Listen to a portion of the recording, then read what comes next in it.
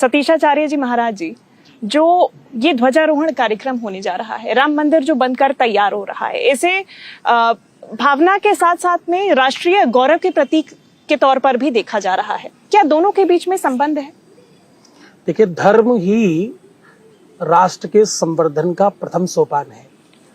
जब आप धर्म को स्थापित करते, यहाँ आप ऐतिहासिक व्यवस्थाओं को अगर देखें तो राजाओं को जब सिंहासन पर बिठाते थे तो उनके ऊपर पलाश का दंड रख करके उनके शीश पर रखकर ये निहित करते थे, सुनिश्चित करते थे कि आप जो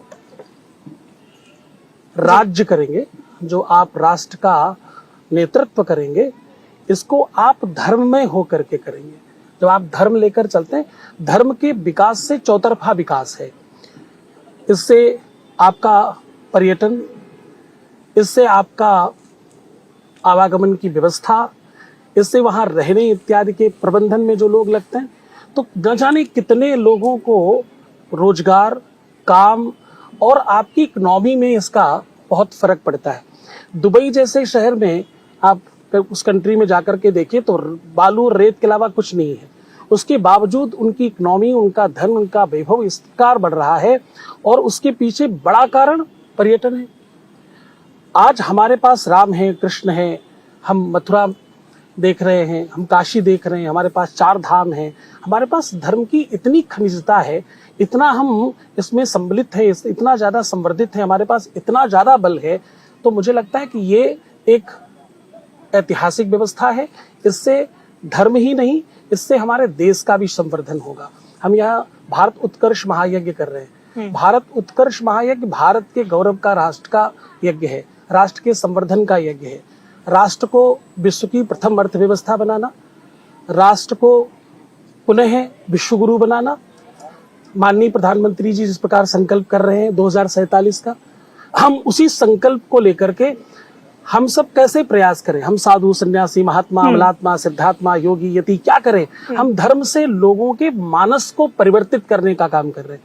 आप शिक्षित हो जाएं, आप ज्ञानी हो जाएं, आप जानकार हो जाएं, आपका जागरण हो जाए, आप बढ़ेंगे तो देश अपने आप बढ़ जाएगा।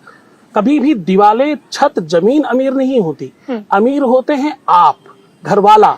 तो देश कब अमीर होगा? जब देशवासी अमीर होंगे। वो धनवान तब होंगे जब आपका विकास मानसिक तौर पर होगा, विचारों में होगा। और लेकिन सतीशाचार्य जी, कई बार हम देखते हैं कि हमारे जो देश के नेता ही हैं, वो जब धर्म विकास की बात आती है तो कहते हैं कि मंदिर के निर्माण से रोजगार प्राप्ति नहीं हो पाती है।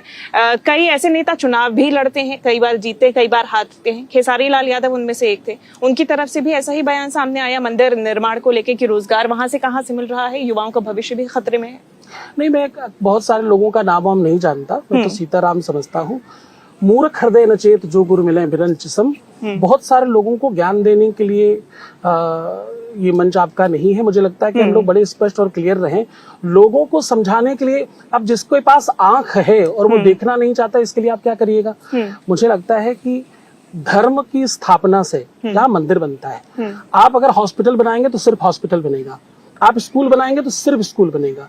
जब आप मंदिर बनाते हैं तो वहां 5 स्टार होटल्स बनते हैं, वहां मार्ग प्रशस्त होता है, वहां ट्रांसपोर्टेशन का काम बढ़ता है, वहां लोगों को आवागमन की व्यवस्था बनती है।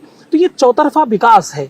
आपके पास आंख है, विजन नहीं है, तो मुझे लगता है महापुरुषों को सुनिए। महाराज श्री कथा कर रहे हैं, आइए बैठिए। महाराज श्री की कथा में राम कथा कहते नहीं है, ये कानों से दिखाते हैं। तो ऐसे महापुरुषों के आसपास रहे। और खेसारी लाल यादव तो बहुत सन्निकट है महाराज श्री के, बहुत पास में रहते हैं। तो मुझे लगता है कि धर्म बढ़ेगा तो विकास बढ़ेगा और देश बढ़ेगा।